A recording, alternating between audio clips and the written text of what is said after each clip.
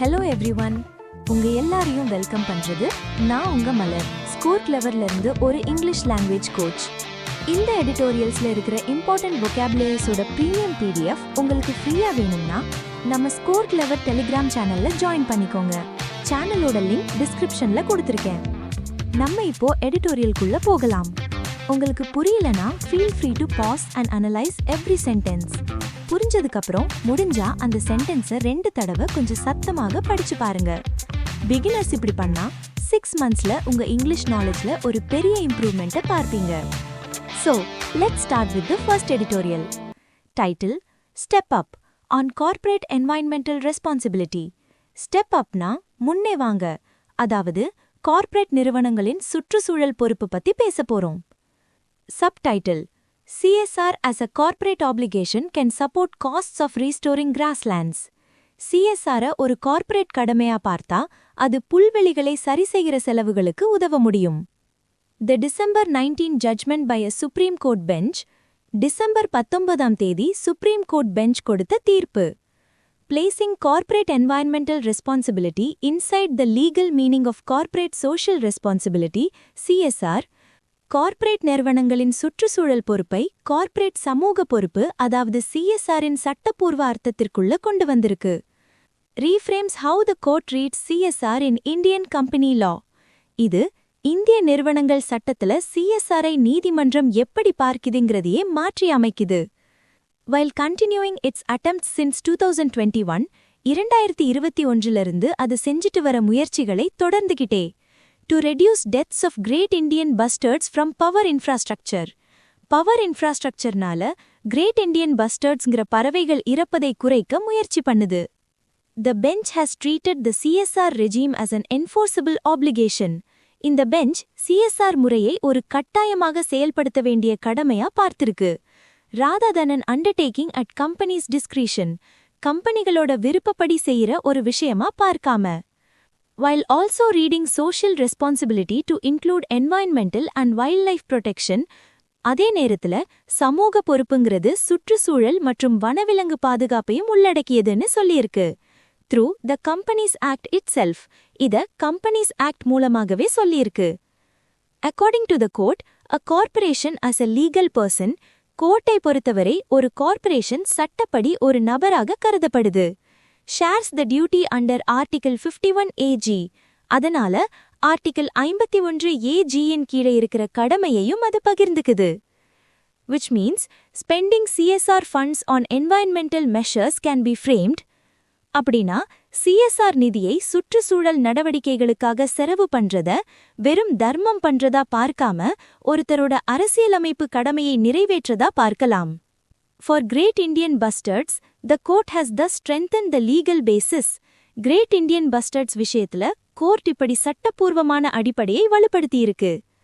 For conservationists to demand corporate financing, இதனால conservationist, அதாவது பாதுகாவலர்கள் கார்ப்பரேட் நிறுவனங்களிடம் நிதி உதவி கேட்க முடியும்.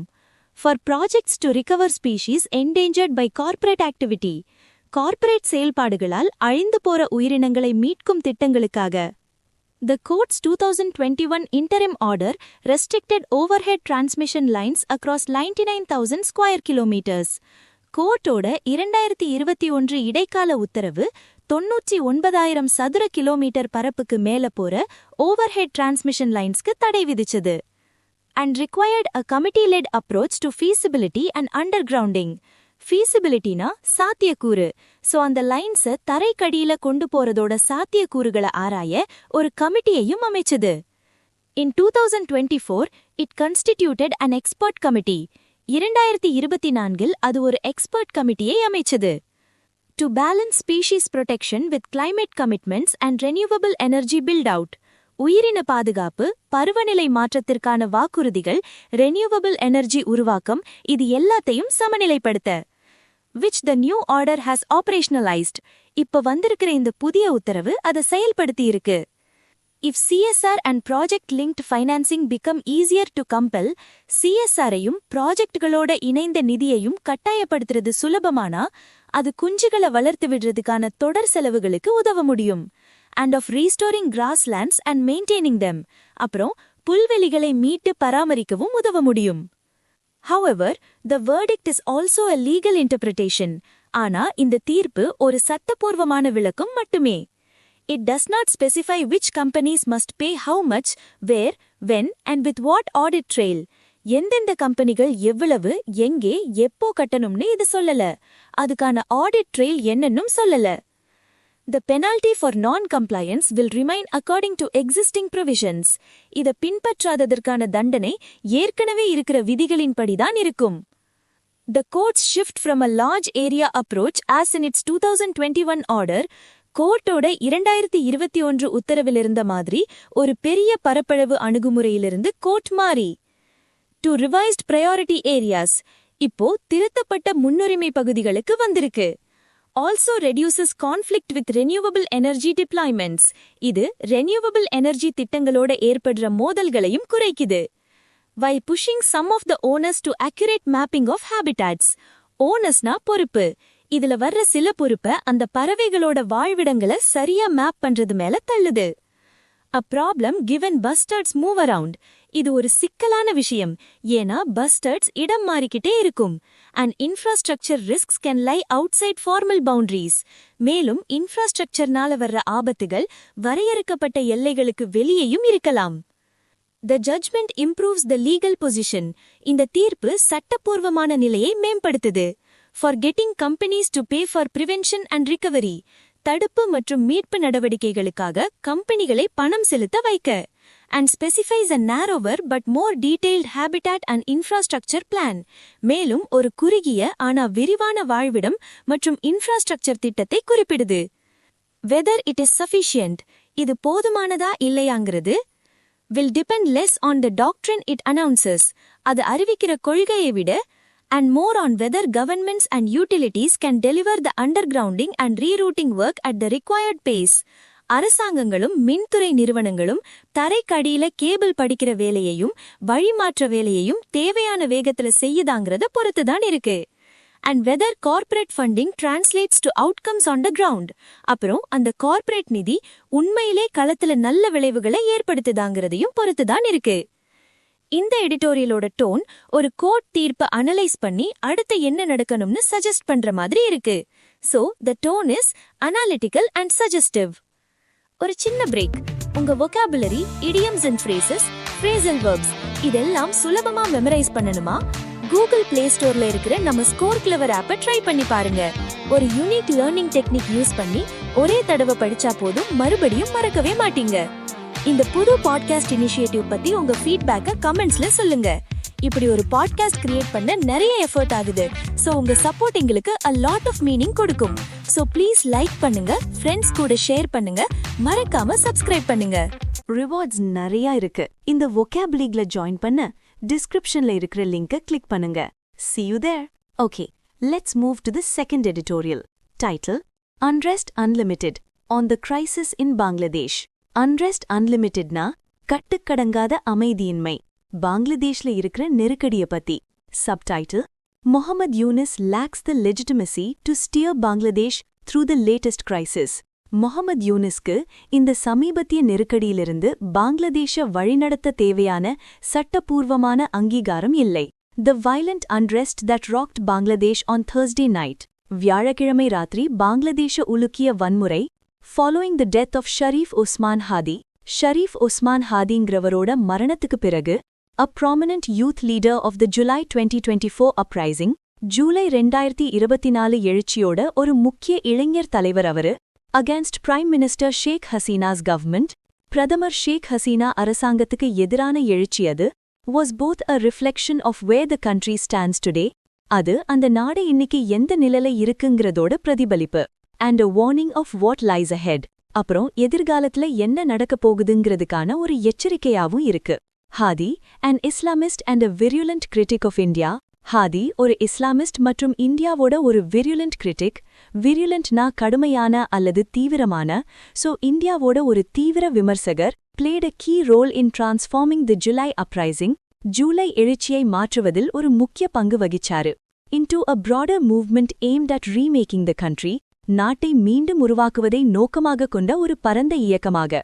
he sought a decisive break from Bangladesh's liberation era values. பங்களாதேஷோட விடுதலை கால விழுமியங்களிலிருந்து ஒரு உறுதியான முறிவை அவர் விரும்பினாரு. and advocated greater political space for parties such as Jamathei Islami, மேலும் ஜமாத்தே இஸ்லாமி போன்ற கட்சிகளுக்கு அதிக அரசியல் இடம் வேணும்னு வாதிட்டாரு. as well as for Islamist student groups, அதோட இஸ்லாமிஸ்ட் மாணவர் குழுக்களுக்கும். ஹாதி was shot by masked gunmen on December 12. December 12 அன்னிக்கு முகமுடி அணிந்த துப்பாக்கிதாரிகளால் ஹாதி சுடப்பட்டார் and succumbed to injuries on December 18 at a hospital in Singapore. succumbedனா மரணமடைவது அல்லது பலியாகிறது. காயங்களால டிசம்பர் 18 அன்னிக்கு சிங்கப்பூர் ஹாஸ்பிட்டல்ல அவர் இறந்துட்டாரு. triggering widespread protests across Bangladesh. இதனால பங்களாதேஷ் முழுசும் பரவலான போராட்டங்கள் வெடிச்சது. although the police have arrested at least half a dozen suspects, police ஒரு அரை டஜன் சந்தேக நபர்களை கைது செஞ்சிருந்தாலும், இந்த connection with the attack, இந்த தாக்குதல் சம்பந்தமா, it remains unclear who orchestrated the killing. இந்த கொலையை யார் திட்டமிட்டாங்கங்கிறது இன்னும் தெளிவா தெரியல. some of Hadi's supporters blamed the Awami League. ஹாதியோட சில ஆதரவாளர்கள் அவாமி லீகை குற்றம் சாட்டினாங்க. on December 18, mobs torched the offices of Protham Alo and the Daily Star. December 18 அன்னிக்கு கும்பல்கள் புரோதம் ஆலோ தி டெய்லி ஸ்டார் பத்திரிகை அலுவலகங்களுக்கு தீ வச்சாங்க. 2 of the country's largest dailies. இது ரெண்டும் அந்த நாட்டுல மிகப்பெரிய நாளிதழ்கள். trapping staff, அங்க வேலை செஞ்சவங்க உள்ள மாத்திக்கிட்டாங்க. cultural centers, Awami League offices, the homes of former ministers, கலாச்சார மையங்கள், அவாமி லீக் அலுவலகங்கள், முன்னாள் அமைச்சர்களோட வீடுகள், and even the residence of Mujibur Rahman, Bangladesh's liberation hero, பங்களாதேஷோட விடுதலை நாயகன் முஜிபுர் ரஹ்மானோட வீடு கூட தாக்கப்பட்டுச்சு. in Mymensingh city, a Hindu man aged 25, Mymensingh நகரத்துல 25 வயசு ஹிந்து நபர் ஒருத்தர் லிஞ்ச்ட் செய்யப்பட்டார். லிஞ்ச்ட்னா சட்டவிரோதமா ஒரு கும்பலால் கொல்லப்படுறது. over alleged blasphemy. blasphemyனா மத நிந்தனை. மத நிந்தனை செஞ்சதா சொல்லப்பட்டு அவர் கொல்லப்பட்டார். as a crowd cheered and filmed, ஒரு கூட்டம் கைத்தட்டி இத வீடியோ எடுத்துட்டு இருந்துச்சு. while his hanging body was set on fire, அவரோட தொங்கும் உடலுக்கு தீ வைக்கப்பட்டப்போ. 15 months after Miss Hasina was toppled, miss Hasina topple செய்யப்பட்ட 15 மாதத்துக்கு பிறகு, டாப்பிள்ட்னா பதவியிலிருந்து கவிழ்க்கப்பட்டது. Bangladesh continues to reel under mob rule. Bangladesh இன்னும் கும்பல் ஆட்சியின் கீழ தத்தளிக்குது. Miss Hasina's authoritarianism undoubtedly contributed to the eruption of public anger in July 2024.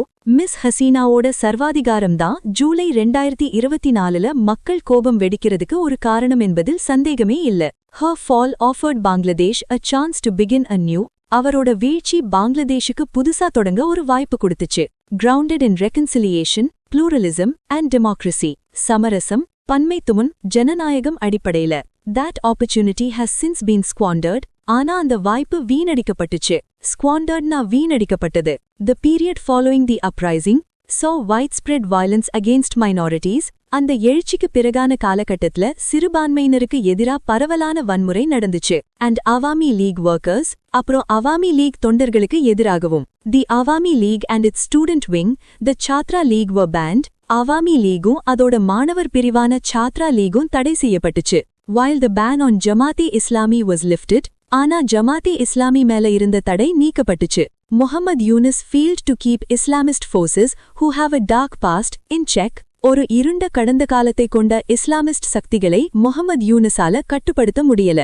even as reactionary groups pressed for a total rupture with the immediate past, பிற்போக்கு குழுக்கள் கடந்த காலத்திலிருந்து ஒரு முழுமையான முறிவுக்கு அழுத்தம் கொடுத்தபோதும். the result has been near anarchy. இதோட விளைவு கிட்டத்தட்ட ஒரு அராஜக நிலை. anti-India sentiments, amplified by Islamist forces, Islamist சக்திகளால் பெரிதாக்கப்பட்ட இந்திய எதிர்ப்பு உணர்வுகள், have further inflamed tensions, பதத்தங்களை இன்னும் அதிகமாக்கியிருக்கு. Bangladesh's rulers must heed these warning signs. பங்களாதேஷ ஆள்றவங்க இந்த எச்சரிக்கை அறிகுறிகளை கவனிக்கணும். The focus must shift from vendetta politics. கவனம் vendetta politicsல இருந்து மாறணும். vendetta-னா பழி வாங்குறது.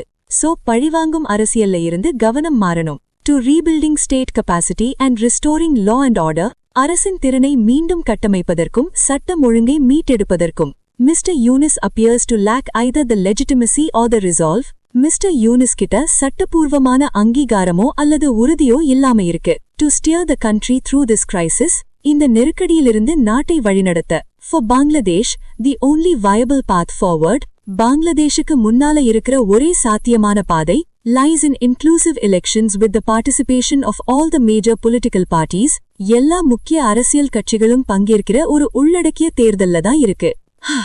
A very worrying situation in Bangladesh. இந்த எடிட்டோரியலோட டோன் பங்களாதேஷ்ல நடக்கிற விஷயங்கள பத்தி ரொம்ப கிரிட்டிக்கலா பேசுது and also shows a lot of concern. So, the tone is critical and concerning.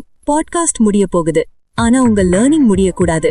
Daily evening 7 மணிக்கு நம்ம டெலிகிராம் சேனல்ல நடக்கிற எடிட்டோரியல் vocab leagueல ஜாயின் பண்ணுங்க. இதுதான் IPL for Editorial Vocabulary. Monthly leagues, scores.